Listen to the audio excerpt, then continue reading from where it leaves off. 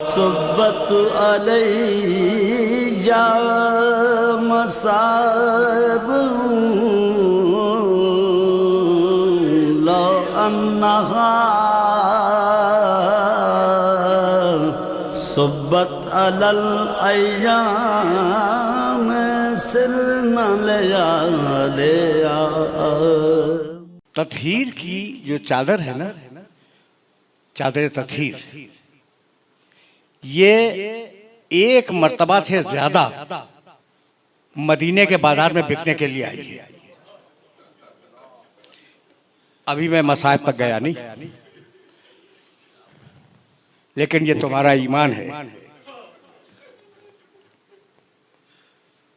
एक वाकया सुन लो। एक किताब है जज्बुल कुलूब, फारसी में। साहिब जज्बुल कुलूब ने इन बुजुर्ग का ताल्लुक हमारे मसलक से नहीं है। उन्होंने एक छोटा सा वाकया लिखा और उस छोटे से वाकये को बयान करूंगा और मसाहिब के दो जुमले तुमसे इजाजत ले लूंगा, अब ज्यादा नहीं। वो लिखते हैं साहिब जज्बुल कुलूब के दरे सैयदा पर एक साइल आया और घर में कुछ भी नहीं था उस साइल को देने के लिए। इत्तेफाक से दरवाजे पर सलमान फारसी बैठे हुए थे। शहजादी ने सलमान फारसी से कहा, सलमान ये मेरी चादर लो, इसे बेच के कुछ पैसे ले आओ। लिखा तो ये हुआ है। ये रिवायत तुम्हारे सुनने के काबिल है। अगर सुनने के काबिल ना होती तो न सुनाता।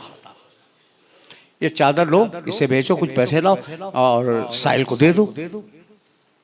सलमान फारसी कंधे पे चादर लेकर बाहर निकले। अब सलमान फारसी की ज़बान में इतनी जुर्रत नहीं थी कि वो कहते कि मैं फातिमा ज़हरा की चादर भी आया हूं बेचने के लिए। नहीं कह सकते।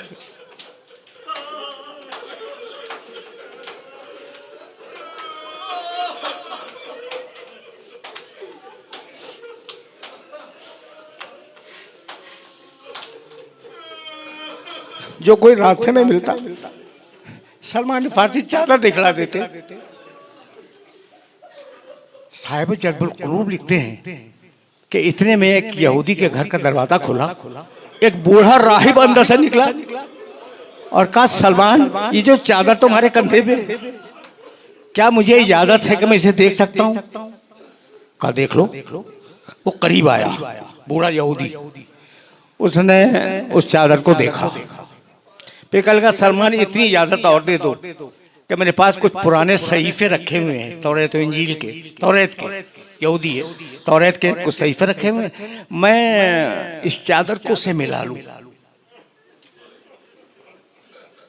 गया, सलमान ने इजाजत दी, सलमान खड़े रहे।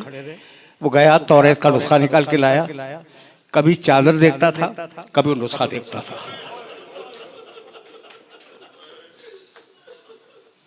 जब उसने नुस्खे से चादर को मिला लिया तो कहा, सलमान मैं इसे खरीदूंगा। कितने में बेचना चाहते हो? सलमान ने जो भी हदिया उसका मुअय्यन किया हो वो बताया। उसने कहा मैं हाजिर हूं, इतने ही दूंगा। तो कहा ये चादर ले, हदिया दे दे। कहा नहीं, हदिया न यहां दूंगा न चादर यहां लूंगा। चल अपने नबी की मस्जिद में।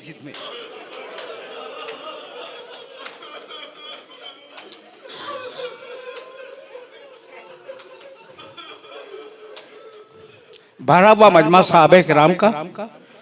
उस मजमे में यहूदी आया और उसने आने के बाद ये कहा कि मैंने इस चादर को अपने पुराने सहीफों से मिलाया और उन पुराने सहीफों में ये लिखा हुआ था कि आखिरी नबी की बेटी की चादर बिकने के लिए आएगी।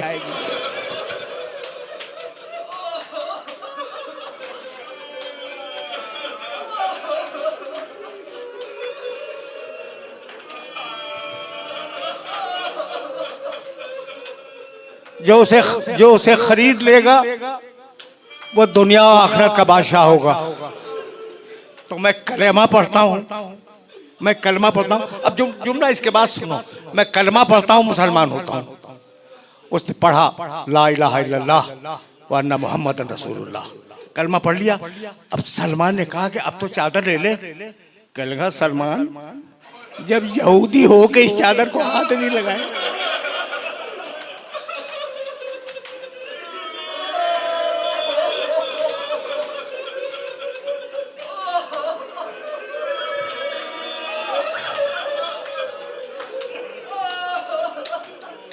सलमान, जब यहूदी होकर इस चादर को हाथ नहीं लगाया तो मुसलमान होने के बाद कैसे इस चादर को हाथ लगाऊं? मुझे नहीं मालूम कि शख्सियतें बदली, चादर बदली या नहीं बदली। एक वाकया मैं जानता हूं कि बनी हाशिम की औरतें हमेशा सियाह चादर ओढ़ती थी। बनी हाशिम में यह रवाज था कि जो बीवियां चादर ओढ़ के निकलती थी बाहर, वो काली चादर ओढ़ के निकलती थी। आशूर का दिन वो वाहिद दिन है जब शहजादी सुर्ख चादर में बाहर निकली।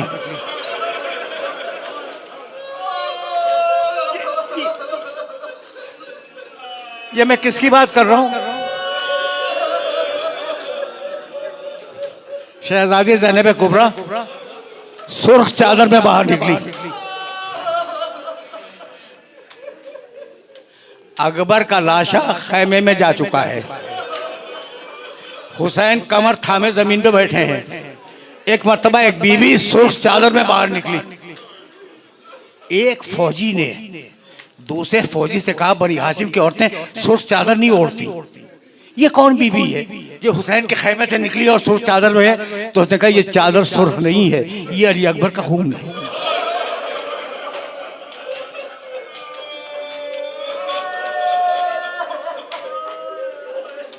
बस मेरे अजीजों मेरे दोस्तों, तुमने गिरिया किया और मजलिस इस मरहले पे तमाम हो जाएगी। मैंने कभी पढ़ा था, अब चादर ही के हवाले से एक जुमला सुनो और मुझे इजाजत दे दो। मैंने कभी पढ़ा था कि अमीर मुख्तार खुदा उस पर रहमत नाजिल करे,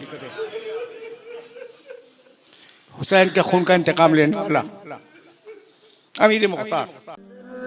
ले